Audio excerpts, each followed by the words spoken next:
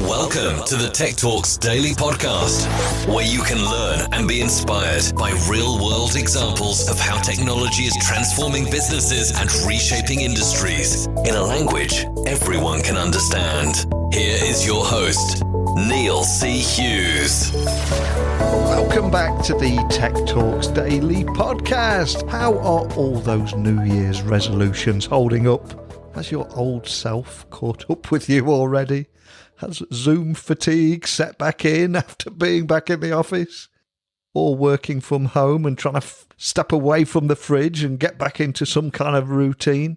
We have all come a long, long way in the last 12 months since remote working at scale became a thing. But where do we go from here? As vaccines begin to get rolled out, will people return to the office, or will businesses leverage the benefits of remote working by casting out that net beyond the 10-mile radius of their existing talent pool and to the entire world? And as an employee, are you looking for something different? Are you looking for more flexible work that will allow you to carry on working remotely? Or do you want to get back in the office? So many questions about this topic, and something that will affect each and every one of us. And today I've invited Job van der Voort, CEO and co-founder of Remote, which you can find at remote.com. And they are a HR technology startup that is enabling simplified global employment. And today we're going to have a conversation about technology and the role that it will play in the changing workforce.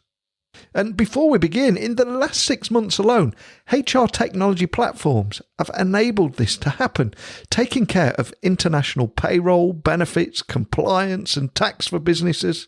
And by taking away all that pain from a business, there is a huge opportunity for any business to empower the future of work and support new businesses as they embark on a remote journey. So buckle up and hold on tight so I can beam your ears all the way to Portugal so we can speak with Job right now. So a massive warm welcome to the show. Can you tell the listeners a little about who you are and what you do? Thanks, Neil. I'm Job. I'm the CEO of Remote, and Remote is a company that helps organizations employ people across the world. And I'm really excited to get you on the podcast today because, yes, last year saw millions of people adapting to remote working across the globe. And as a result of the pandemic, businesses, including Twitter and Microsoft, to name just a few, have committed to long-term remote working plans for all their employees. But can you set the scene and tell me about the scale of the change that you've been seeing? Yeah, so I've been working remote for, I think, about 7 or 8 years now. And during most of the time, what we were doing was a niche. No one was working remotely. And we saw definitely a strong trend upwards of more organizations started to work remotely. But it was still like a small minority of companies. And I think what we saw is that in 2020, the majority of organizations were forced to work remotely in some way, shape, or form. And the way we've been thinking about this is like a 10-year jump in terms of the evangelism of remote work. Whereas, you see countries like the Netherlands, for example, adopting legislation that specifically states that unless absolutely necessary for your job, you should basically be able to work remotely. So this is a massive change. And I think what we see today is that the majority of companies suddenly have some sort of, more than 50%, I think it's like 60% or so of companies have some sort of remote work policy.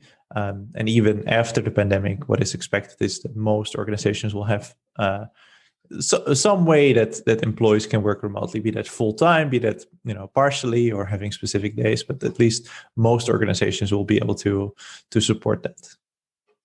It almost feels like you guys were so far ahead of your time because over at remote.com, you are an HR technology startup that is enabling simplified global employment. But it seems so obvious now, doesn't it, as well? But can you tell the listeners a little bit more about what remote is and the kind of problems that you're solving for your customers with technology? Yeah, of course. So we solve for hiring people in other countries. It really is as simple as that. And if let's say that you are a UK employer, so you have an entity in the UK, you would like to hire someone in the Netherlands. The proper way to go about that, and the only way that is really legal, is to set up your own entity in the Netherlands. So establish a subsidiary there, start to learn about Dutch labor laws, start running on Dutch payroll, and only if you do all of that, you can actually hire someone locally. Now, doing that in 1 or 2 countries is a hassle, but somewhat doable for an employer. Doing that in more countries is absolutely undoable. And so what we started to see years ago is that we started to see employers that just hire the best person they could find and let them work remotely. So, I might have an entity in UK and I just hire someone that is good. And that someone might be in Portugal or in the Netherlands or elsewhere. Now, if I do that a few times, I end up having to establish entities all over the world. That's completely unfeasible for almost any employer. So remote solves this specific problem. And so what we do is we act as what is called an employer of record. So we can employ people locally for you. So we have an entity in the Netherlands, we have one in Portugal and in many other countries. And we can hire people locally for you as an employer of record. That means that on paper, we are the actual employer, but in practice, you remain the actual employer. And we take care of payroll, benefits, and everything else that comes with hiring someone locally. And then we set the employer an invoice every single month for all costs related to that. And we take care of all the bureaucratic bits. And so therefore, we solve the whole problem with actually hiring and employing people in different countries, while making sure everybody's compliant and while making sure the person that is employed, just gets a normal local payslip. I think it's also worth highlighting that you've already raised $46 million in funding to date. So can you tell me a little bit more about that and the company's story? Because I've got a feeling there's got to be a story there, right? Yeah. So I started remote together with my co-founder, Marcelo, after I spent 5 years at GitLab. And GitLab is a company that was distributed from day one, where we grew the company from 5 to today over 1,300 people in 67 different countries. And there we experienced the problem that I just outlined firsthand. You can imagine 67 different countries. That's an immense amount of bureaucracy. So we never found like a good solution to this. We never found the remote of that time. And so I left GitLab specifically to build this business. And so we started in the beginning of 2019 with this. It took us almost a year and a half to set up the infrastructure required to do so. And that infrastructure, as I said, it means establishing entities in all countries in the world, starting to learn about local payroll and what local benefits mean in that country, what the local labor laws are. Doing all of that is incredibly expensive. It's expensive in terms of legal costs. It's expensive in terms of labor and just time spent. But we feel that there's a massive opportunity to do so. And almost any company we spoke to, they faced this problem. And they either decided, well, we're not going to hire people in other countries, or they struggle some way, or they try to solve it in a way that's non-compliant or plainly illegal.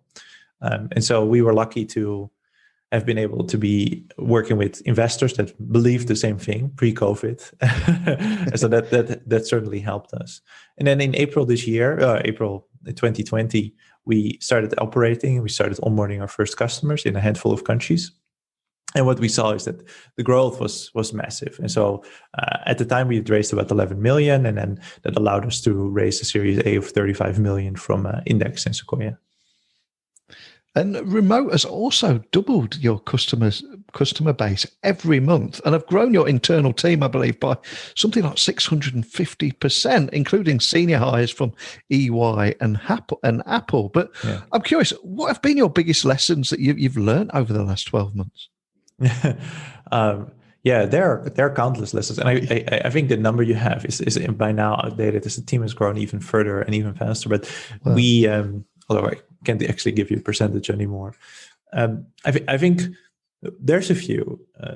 The first one is that there's no way around the system. Like when you build a company, that you build tech, for example, you can, you write software.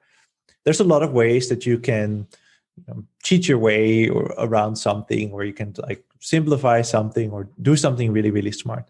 When it comes to compliance and labor laws, for example, you can't really take any shortcuts. And we didn't expect that would be the case, but we hoped that there were ways to make things easier, or for example, to avoid having to set up entities all over the world.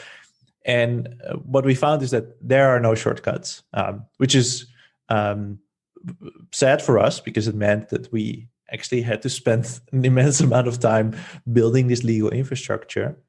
But it's also good because it validates the need for something like the thing that we are building. So that certainly was an interesting lesson. And beyond that, when we founded the company, we set the company values, and the first company value was kindness. The other ones being excellence and ownership and transparency. And my theory was that if you're going to build a company and you make sure that everybody that you work with is a kind person, and you treat them with respect, and you give them a lot of ownership, you're going to end up building a very strong company culture. And so far, I think I've been right about that, and it's really been a pleasure to work with all these amazing, talented people, and the feedback that we get internally certainly echoes that. Love that. And I'm curious, though, how are businesses that might have not had those remote work strategies in place before the pandemic, have you seen them adapting to this new way of working? Have they all took to it well?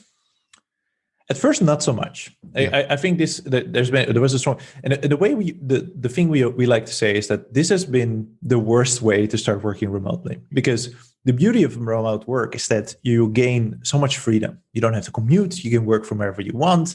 You can really design your life, and work is just a part of that, rather than designing, rather than living your life around work. And the way that we were all forced to work remotely was you have to be at home, you can't leave home, and you can't meet other people. And also we had zero time to prepare. But what we found is that over 2020, more organizations started to realize that if we adjust some of the things, and also if we just acknowledge the fact that we don't actually have to be in person, and we don't have to replicate the things we were doing in the office previously, we can significantly gain from this. And so over time, we saw that the organizations started to adapt and started to become more thinking more remote first. And what we directly see from that is that, employers that were previously, everybody has to be in the office. And, if we have an office in the Bay Area, you want to work for us, you have to move to the Bay Area. Those kind of companies are now also starting to think, well, we can just hire someone amazing and just let them work from wherever they are. That gives us the ability to hire that person, hire this amazing person. And B, gives us someone that is really effective at their work, because they're very happy. And we actually don't have to do that much. If you give someone a great challenge and give them a lot of freedom, and remote work is a great enabler of the freedom, then they're going to thrive. And how do remote businesses continue to hire employees across the world as well, while remaining fully compliant with individual country laws and regulations? Because you hinted about it a few moments ago, but do you just take all that pain away for businesses? Yes, we take all that pain away. Yeah. We see two things happening. Either companies work with us or one of our competitors, but they either work with us and it solves their problems, in the sense that often companies come to us and say, I have this one person, they are in Portugal and they are amazing, and can you help me with them? We say, yes, we take care of everything. And then they start to realize that this enables them to really hire anyone from anywhere, and they start to hire more people across the world. So that's one side of it.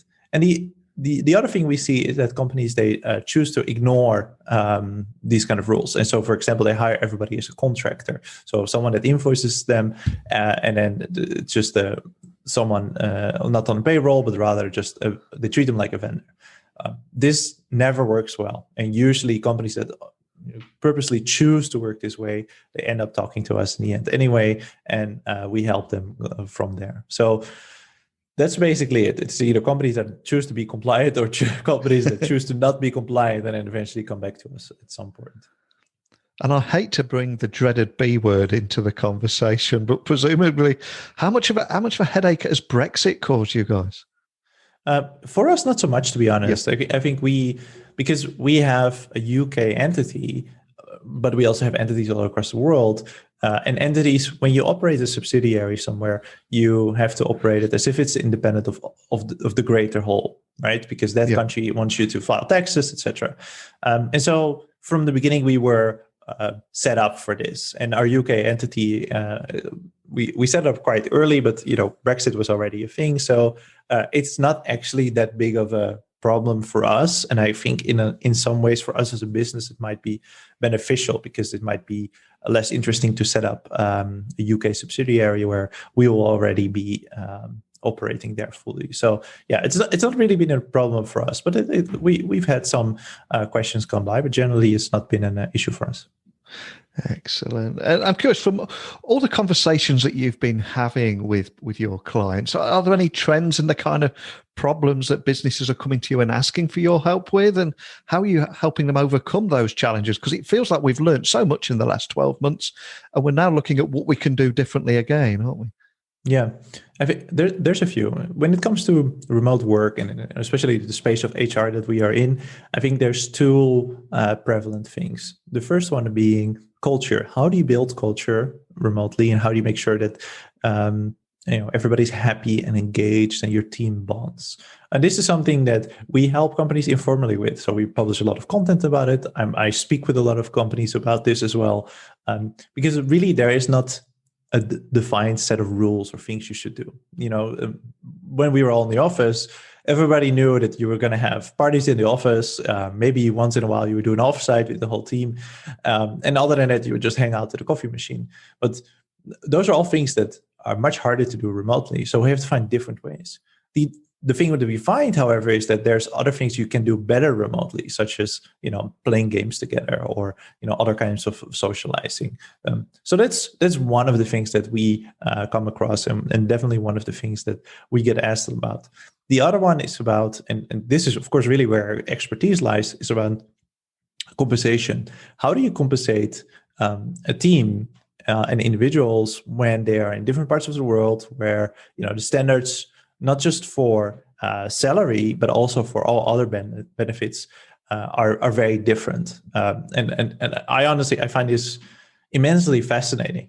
For example, if you hire someone in the United States and you want to be known as like a really great employer, but you don't offer them great health benefits, it's a no-no. You can't do that. You have to offer amazing health benefits if you are a US employer. Whereas if you're in most of Europe, offering health benefits sometimes is not just seen as unnecessary, but also seen as like a weird thing that employers don't really do, because it's something that the government sponsors or something that the government fully provides, and there's no role of an employer in that. But they might expect different things, and so this has been very interesting. And then of course that always leads into the how do you pay everybody fairly? And do you want to pay everybody equally, or do you want to pay everybody fairly? And does that really depend on where they live? And that's something that we speak to a lot about with our customers. And what's next for remote and indeed remote working? I appreciate you probably can't share too much about your own path here, but is there anything you can share about the road ahead?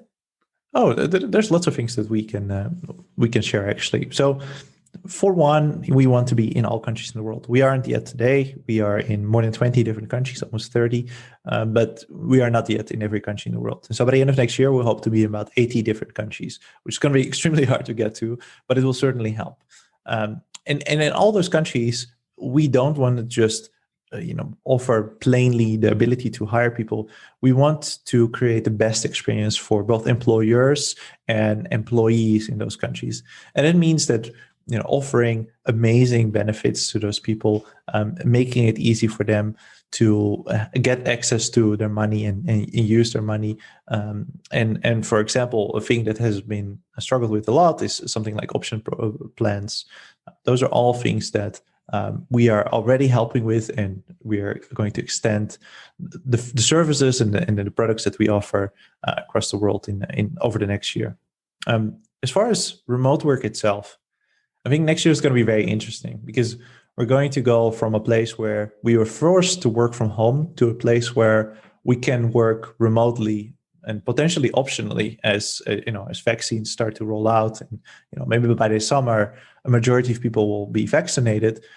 people can then opt in again to go to the office, or might be forced to go to the office. And that's going to be very interesting, because I think people are going to feel that if I can work remotely and I'm not just restricted to home, and it's an optional thing, and I can, that's going to be very interesting. And I think there's going to be some more optimism about remote work than what we've had so far. And I think employers, if they don't respond to that, they will see, employees leaving them for organizations where they are allowed to, if not fully, at least partially work remotely.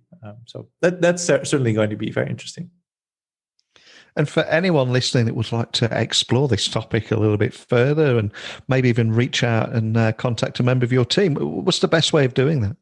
Yeah, we have a really easy website, remote.com. And so we have a nice blog with lots of content. There's also a contact form there. And I always welcome people to just reach out to me directly. It's Job, J-O-B, @remote.com. I've got to say, as a relatively young company, how did you secure that domain name? That's a cracking one, isn't it? Blood, sweat, tears, and money. Well, I always say at the end of every episode that technology works best when it brings people together. And the fact that you are a HR tech startup that's using tech to simplify global employment just feels like such a huge step forward, and so much progress being made there. But more than anything, thank you for coming on here and sharing that story with me today.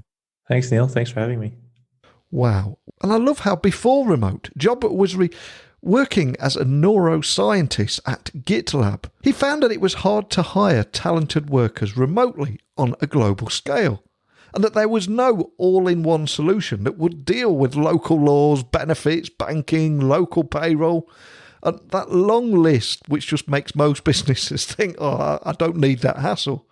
But whereas most of us would sit around and complain about all that red tape, Job went out and founded remote.com. So over to you, wherever you are listening, wherever you are in the world, if you're a business or an individual just looking for more flexible work, what does work mean to you here in 2021? What will change and what's going to be the same? And like I said at the beginning of this podcast, it is a topic that affects each and every person listening. And here in 2021, I can't get out there and meet you all face to face, but I would love to continue to try and get to know you all a little bit better. I know the listenership has gone up over the last few weeks, and for people that are hearing this podcast for the first time, one of the things I always do at the end of every episode is invite you, the listener, to send me a quick message, techblogwriter@outlook.com. Connect with me on LinkedIn, Twitter, Instagram @NeilCHughes. But don't just hit the follow or connect button. Again, send me a quick message and tell me your thoughts about anything that we discussed today. And you can also visit my website, techblogwriter.co.uk, where you'll find over 1,500 other podcast interviews, and also how you can work with me if you do need help launching your own podcast or help outsourcing those business or thought leadership blogs. But that's my work. I'd love to hear what you think the future of work is. So keep those messages coming in. As for me, it's time for me to go and make myself a nice drink and prepare for tomorrow's guest. I've got another killer one for you. I've got another great interview already lined up, which I'm excited to send your way. But all that's left for me to say is a genuine thank you for continuing to join me in a new year where we'll continue to have a different interview every single day here on this podcast for you. And again, if you want to come on the podcast, let me know. But a big thank you for listening, and until next time, don't be a stranger. Thank you for listening to the Tech Talks Daily Podcast with Neil C. Hughes. Remember, technology works best when it brings people together.